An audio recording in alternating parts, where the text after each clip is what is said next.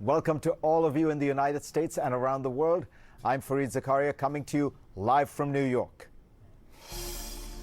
Today on the program, the United States government warns that war in Europe may be imminent.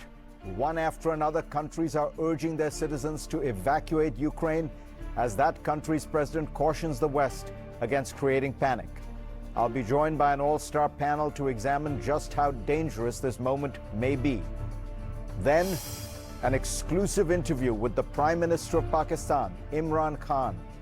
I will ask him about his dangerous neighborhood, Afghanistan, India, China, and about Islamic terror in his country and abroad. Let's get started right away. We'll do the take a little bit.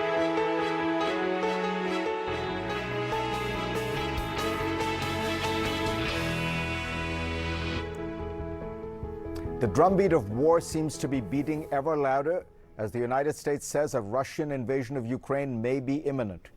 Meanwhile, a top French official tells CNN his country sees no indication from Putin that he will invade. What is the truth? Does anyone know except Putin himself? Let's get right to today's panel. CNN's diplomatic editor, Nick Robertson, joins us from Moscow. Sophie Pedder is in Paris, where she is the bureau chief for The Economist. And Richard Haas is the president of the Council on Foreign Relations. Nick, let me start with you. A crucial question many have been asking is, what is the mood inside Russia? Is the government preparing the public for war? Remember, all Russian media is essentially state-controlled, so it would give us some indication of the Russian government's intentions. We watch it carefully for that reason. At the moment, you do see those pro-Russian separatists from the east of Ukraine on the state television here saying, look, the United States is providing weapons to the Ukrainians. Please help us and please give us weapons. Russia denies that it does, but there's plenty of evidence to support that it does. So that's one of the messages that's on state television. Another piece of messaging is, how Western news organizations are reporting the tensions in Ukraine at the moment, and that's used on state television to say that it's the United States and Europe that's driving up the tensions there. And I think the other piece that's sort of fallen into place over the past few days, of course, Russia going through its big military exercises in Belarus and around other parts of Ukraine. And Russian television reporters and camera crews have been allowed in yesterday for the first time. And they've been speaking with generals, they've been speaking with soldiers. Clearly, we've listened to it carefully. It's pretty well scripted stuff. But that's, again, sort of raising the profile of what's happening. But I think generally you speak to people here, they're not inclined to believe state media, and there isn't really a sense that the country is about to go to war, and it's not something that the leadership is coming out on television and speaking about. So there's a quasi readying of people, but not full scale. And Nick, what is their attitude, as far as you can tell, toward Ukrainians these days? Generally, Russians think of Ukrainians as their brothers. But is the state media trying to portray the Kiev government as kind of the enemy? Certainly the government, and an absolute diminution of President Zelensky at every opportunity. And President Putin, when he met with President Macron, they held a press conference just on Monday, 6 days ago. He used some really pretty vile language, I suppose is the best way to put it, when referencing Zelensky, and you hear that in abundance here. But you speak to Russians on the streets, and they say, look, no, Ukrainians are our brothers. We can't see ourselves going to war with them. And I think that's a very pervasive feeling here. But certainly at a political level, and Zelensky in particular, President Volodymyr Zelensky, he comes in for an extreme amount of criticism, both on the television here and from the leadership. Richard Haas, would it be fair to say that at some level Putin has achieved his main goal, which is that he has rattled the West so much about the prospect of Ukraine becoming a member of NATO? In any case, that was a long shot. It now seems very difficult to imagine the Europeans, for example, Germany, going along with that. And if that's true, does that oddly provide the possibility of some kind of diplomatic off-ramp here? Well, as you say, Fareed, Ukraine was never on the cusp of joining NATO, so this in some ways consolidates or reinforces what wasn't going to happen. I think his problem, though, is it might strengthen ties between Ukraine and the European Union. It also has created a stronger sense of Ukrainian national identity. And it's hard for me to see how that helps either Mr. Putin or Russia. Plus, he's paying a price for this, which is the strengthening of NATO and transatlantic relations, at least so far. So he may have pushed off even further the idea of Ukraine entering NATO or NATO entering Ukraine. But he's paid a considerable price for it.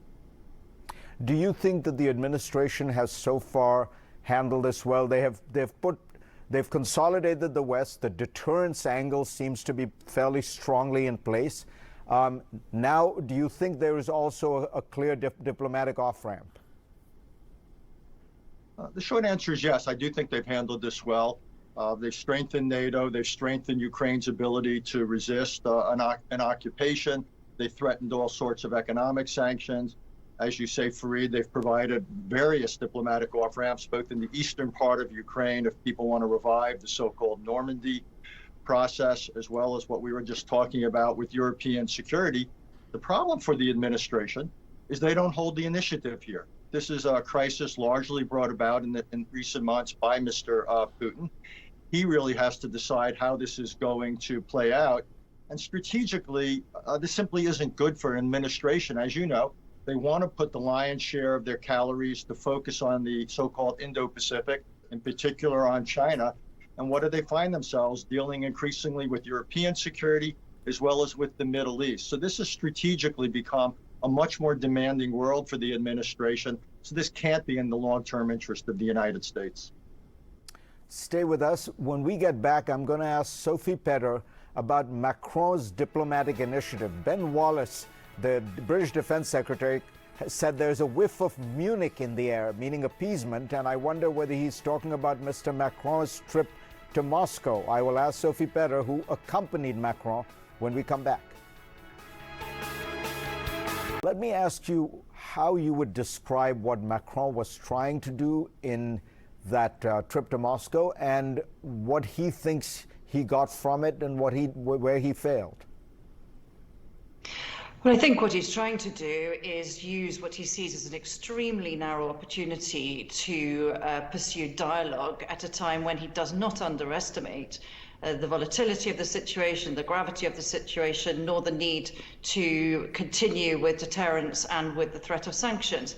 I think what he's hoping is that he can, through what they call the Normandy format, that's to say four-way talks with France, Germany, Ukraine and Russia, pursue a sort of talks that can find a settlement that avoids war. Now, nothing suggested to me during the trip I made with Macron on Monday to Moscow and then to Kiev on Tuesday that he's faintly naive about this.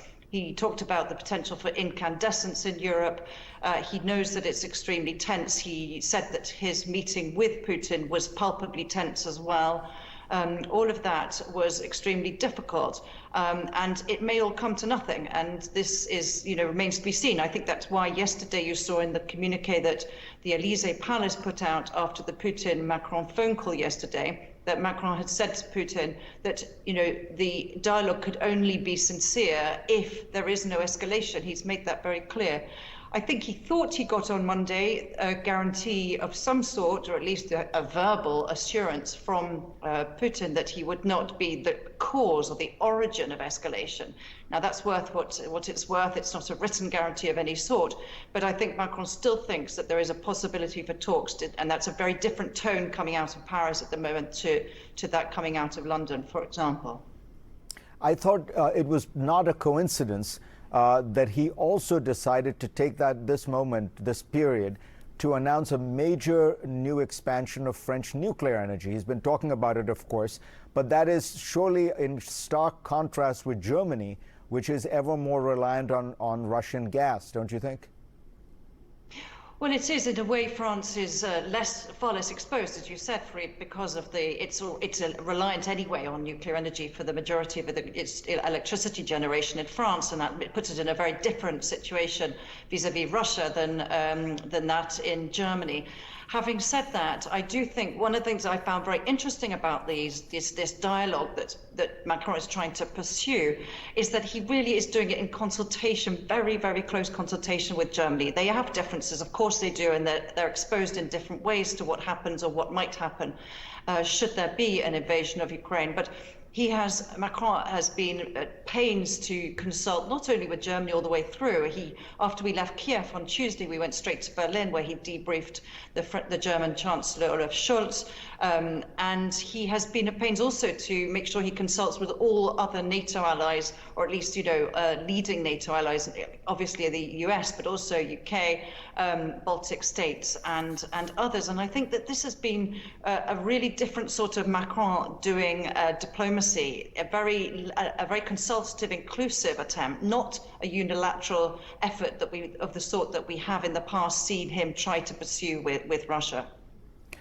Richard Haass, tell us what you think about the administration's strategy of really publicizing every piece of every Russian move, every Russian plot that they uncover. That they may hatch a pretext for war by claiming that the Ukrainian government is cracking down on insurgents in eastern Ukraine. This strikes me a very considered strategy and very different from what happened in Afghanistan, where they were accused of having been caught surprised or unprepared. They seem determined to show this time that they will not be surprised and that they are prepared.